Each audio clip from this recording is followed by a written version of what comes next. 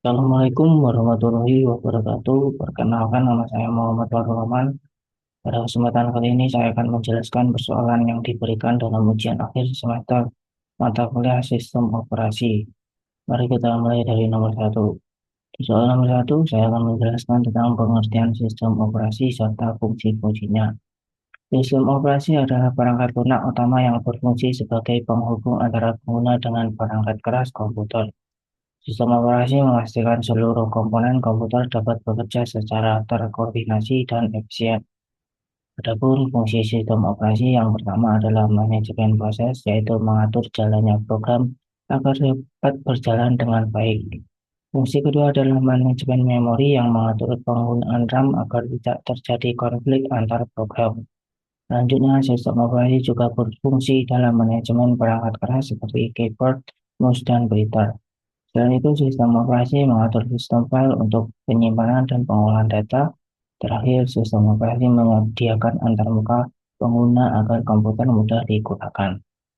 Selanjutnya, di soal nomor 2, saya akan menjelaskan karakteristik sistem operasi open source dan closed source. Sistem operasi open source adalah sistem operasi yang kode sumbernya terbuka dan dapat diakses oleh publik. Sistem ini memungkinkan pengguna untuk mempelajari, memodifikasi, dan mendistribusikan ulang sistem sesuai kebutuhan. Selain itu, pengembangannya dilakukan secara kolaboratif oleh komunitas, sehingga sistem open source bersifat fleksibel dan transparan.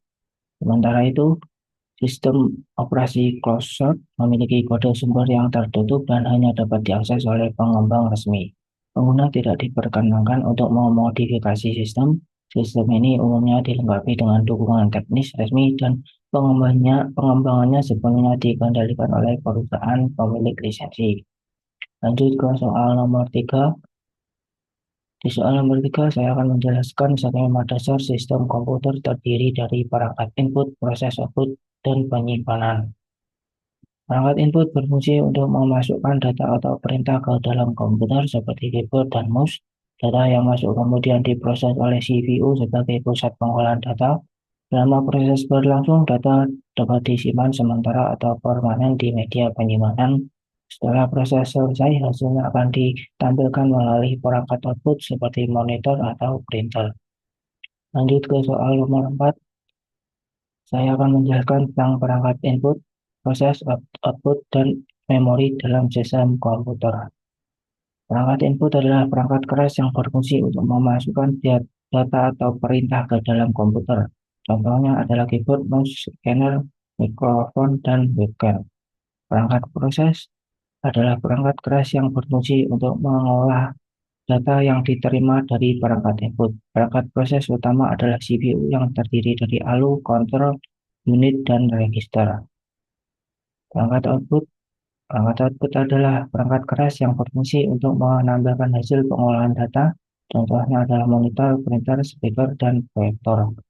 Perangkat memori adalah perangkat yang berfungsi untuk menyimpan data dan program. Perangkat memori terdiri dari memori utama seperti RAM dan ROM, serta memori sekunder seperti hard disk, SSD, dan flash disk. Lanjut ke soal nomor 5, saya akan menjelaskan langkah-langkah menginstal Windows 10. Langkah pertama adalah menyiapkan media instalasi Windows 10 berupa flash disk, bootable, atau DVD.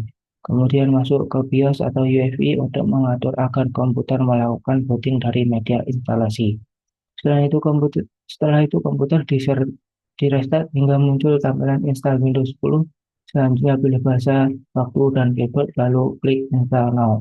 Masukkan kode atau lewati jika akan diaktifkan nanti. Pilih versi Windows 10 dan setujui lisensi. Kemudian pilih jenis instalasi custom dan tentukan pastisi hard disk. Proses instalasi akan berjalan dan komputer akan restart beberapa kali. Terakhir, lakukan pengaturan awal hingga Windows 10 siap digunakan. Sekian dari saya.